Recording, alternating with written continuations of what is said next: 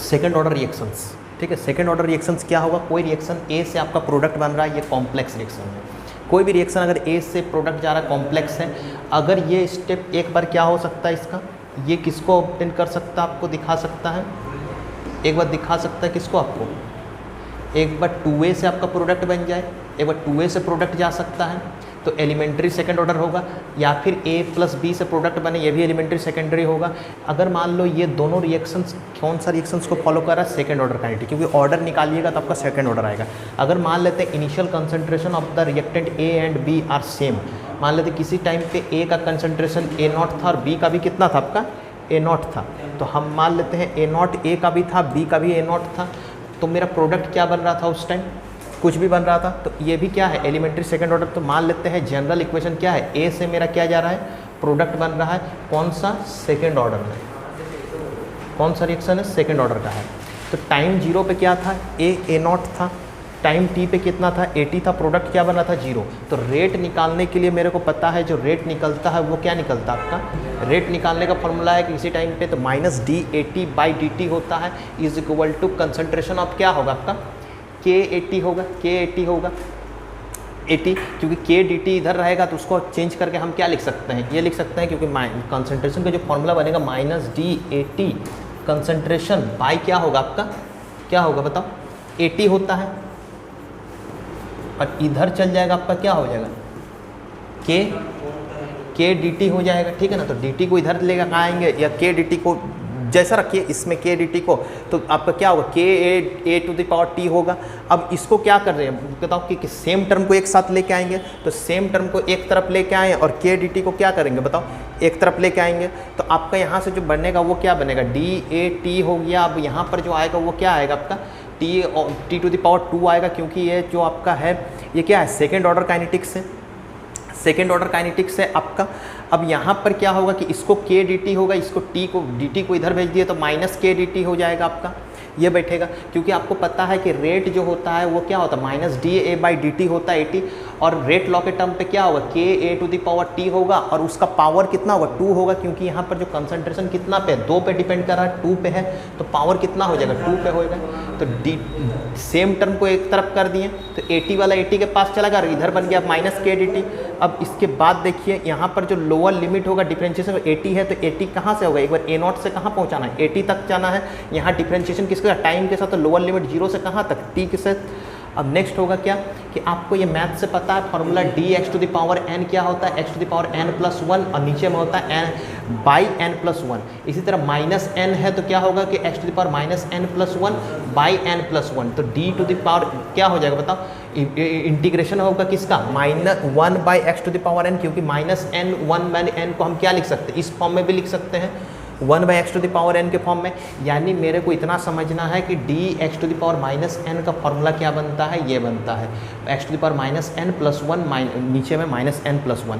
तो वही किए, वहाँ से जो रेट निकाले थे वो क्या था, रेट था आपका dAT क्या था आपका, नीचे में AT², और यहाँ पर क्या था -KDT, जो कि 0 से लेके कहाँ तक था, टाइम तक था, ठीक है, क्योंकि DT को हम लोग इधर भेज दिए थे और A वाला टर्म AT वाला टर्म को एक तरफ ला दिए, क्योंकि सेम टर्म को एक तरफ रखना है, ये दोनों सेम टर्म है, सेम टर्म को एक तरफ रखे हैं, और KDT को RHS में भेज दिए। अब यहाँ से जब सॉल्व कीजिएगा तो आपको पता है इसका वैल्यू कितना आएगा, इसको जब सॉल्व कीजिएगा तो इसका वैल्यू जो आएगा इंटीग्रेशन में वो आएगा -1/AT आएगा, इसी फॉर्मूला लगा के, क्योंकि इसको हम लिख सकते हैं AT⁴ क्या लिख सकते हैं, -2 लिख सकते हैं, और इसका जब सॉल्व कीजिएगा तो आपका यही फॉर्मूला बैठेगा, -2 + 1 कीजिएगा तो -1 आएगा, और नीचे में कितना आएगा, -1 आएगा, तो माइनस तो रह जाएगा, और -1 का मतलब हो जाएगा 1/, में रेसिप्रोकल में लेना है, और नीचे में जो माइनस आएगा वो माइनस यहाँ रह जाएगा, समझ में आया। देखिए तो अब यहाँ पर लोअर लिमिट कहाँ से चल रहा है, A0 से, अब कहाँ से चल रहा है, हायर लिमिट AT तक, और RHS में क्या चल रहा है आपका, KDT चल रहा है, तो K और T कहाँ से, 0 से लेकर T तक, यहाँ पर भी 0 से लेकर T तक।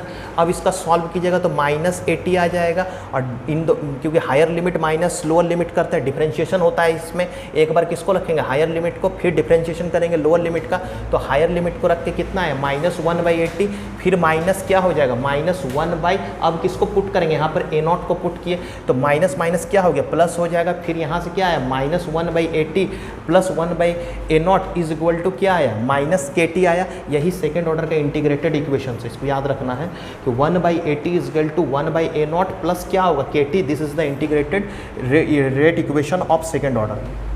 ठीक है, अब यहाँ देखो सेकेंड ऑर्डर का रेट इंटीग्रेटेड इक्वेशन पढ़ लिए। अब सेकेंड ऑर्डर का हम लोग क्या देखेंगे, half life at time T. Half life का मतलब किसी टाइम पे टाइम को कितना लेना, हाफ लेना है, और उस टाइम पे इनिशियल कंसेंट AT जो होगा वो किसके बराबर है, A0/2 के बाद बराबर होगा। तो 1/AT इज इक्वल टू क्या होता है, 1/A0 प्लस KT होता है। ये फॉर्मूला बैठता है इस सेकेंड ऑर्डर का इंटीग्रेटेड इक्वेशन में। तो हम यहाँ पर AT की जगह क्या रखें बताओ, A0/2 रखें, और टाइम की जगह T की जगह क्या रखें बताओ, टी हाफ को रख दिए ना, टी हाफ को रख दिए। अब टाइम की जगह हम किसको रख रहे हैं, टी हाफ को रख रहे हैं, और AT की जगह उसको रख दिए। तो इधर क्या बच रहा है, 1/A0 प्लस के, और टाइम की जगह टी हाफ रख दिए। तो जब सॉल्व की जगह तो आपका क्या आएगा बताओ, ये 2 ऊपर चला जाएगा तो 2A0 आएगा, और इधर 1/A0 प्लस के टी हाफ हो जाएगा। अब यहाँ से जब इसको इधर लेके आइएगा तो सब्ट्रैक्ट कीजिएगा, एलसीएम लीजिएगा, सब्ट्रैक्ट कीजिएगा तो क्या आएगा बताओ, 1/A0 आएगा, और यहाँ क्या आ जाएगा आपका के टी हाफ, यानी T half of second order क्या निकलता है आपका 1/A0 के। ये फॉर्मूला याद रखना है। देखो graphs of second order reactions, अब हम लोग जो पढ़ेंगे वो सेकेंड ऑर्डर के ग्राफ्स पढ़ेंगे। तो हम इंटीग्रेटेड इक्वेशंस बताएं कि ये याद रखना है, सेकेंड ऑर्डर का इंटीग्रेटेड इक्वेशन होता है 1/AT is equal to 1/A0 plus KT। कैसे डिराइव हुआ ये हम बता दिए, इंटीग्रेटेड रेट लॉ। अब इसमें जो 1/AT हो रहा है ये पूरा पार्ट y को रिप्रेजेंट कर रहा है, 1/A0 c को कर रहा है, और इसमें जो है ये प्लस mx को दिखा रहा है, m जिसमें km और टाइम क्या हो गया x, यानी ये पूरा इक्वेशन किसको फॉलो कर रहा है, y is equal to mx plus c, and this is the straight line equation, this is the straight line equations. इसका मतलब हम इस इक्वेशन को किस पे आप में पुट कर सकते हैं, स्ट्रेट लाइन में पुट कर सकते हैं, स्ट्रेट लाइन में पुट कर सकते हैं, समझ में ना। अगर स्ट्रेट लाइन में पुट कर सकते हैं मतलब किसके किसके बीच में होगा, 1/AT, और यहाँ पर क्या पुट होगा आपका टाइम होगा। तो इसको जब पुट करेंगे तो ये क्या होगा बताओ, इसका इक्वेशन जो जाएगा वो कैसा जाएगा, स्लोप कैसा जाएगा, पॉजिटिव, क्योंकि प्लस m है, और इंटरसेप्ट 1/A0 होगा, और स्लोप किसके बराबर होगा, k के बराबर होगा, पॉजिटिव है इसीलिए अपवर्ड बन रहा है। नेक्स्ट देखो इसका हाफ लाइफ का भी ग्राफ निकाल सकते हैं। हाफ लाइफ क्या होता है आपका फॉर्मूला, इंटीग्रेटेड इक्वेशन से हम बता दिए कैसे हाफ लाइफ का फॉर्मूला ये जनरेट हुआ। 1/A0 इज अप इंटू क्या होगा, के होता है, formula t half is equal to 1/A0 by क्या होता है, के होता है, जिसको हम लिख सकते हैं A0 को A के फॉर्म में लिख सकते हैं 1/A के। अब 1/A जो है ये क्या बता रहा है आपका, देखो क्या रिलेशन बैठ रहा है टी हाफ के साथ, डायरेक्ट का रिलेशन बैठ रहा है कि नहीं। देखो अगर मेरा टी हाफ बढ़ रहा है तो 1/A भी क्या हो रहा है, बढ़ रहा होगा। देखो डायरेक्ट रिलेशन है, मतलब टी हाफ बढ़ेगा तो 1/A भी बढ़ेगा। और टी हाफ को हम क्या लिख सकते हैं, 1/A का मतलब होता है A का पावर इन्वर्स 1, ये भी लिखा जा सकता है। यानी टी हाफ और एक बार प्लॉट करेंगे किसके, A के बीच में प्लॉट करेंगे ग्राफ, और एक बार पुट करेंगे टी हाफ और आपका किसके बीच में, A के बीच में। देखो दोनों में ग्राफ में काफ़ी अंतर आएगा। जब टी हाफ और 1/A के बीच में प्लॉट होगा तो दोनों कैसा रिलेशन बैठ रहा है आपका, ये दो रिएक्शन कैसा बैठ रहा है, डायरेक्ट का, डायरेक्ट रिलेशंस। डायरेक्ट रिलेशन मतलब ये बढ़ रहा है तो ये भी बढ़ रहा है, ठीक है। देखो तो डायरेक्ट का ग्राफ होगा जिसमें स्लोप जो होगा वो कितना के बराबर होगा, 1/K के बराबर होगा, ठीक है ना, क्योंकि जो बचा हुआ 1 और इंटू इसमें इसके साथ 1 तो होगा ना, तो 1/K जो होगा ये m को बता रहा होगा, समझ में आए ना, ये स्लोप आ गया। अब इसी के बाद जब इस फॉर्मूला को देखेंगे t half is equal to -1/A, इसका कैसा होगा, इन्वर्स A होगा, तो इसको हम इस फॉर्म में भी लिख सकते हैं t half is equal to 1/A।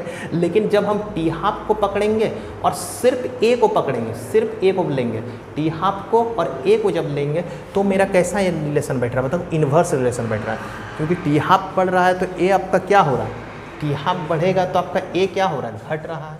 तो ये हो गया रेक्टेंगुलर हाइपरबोला।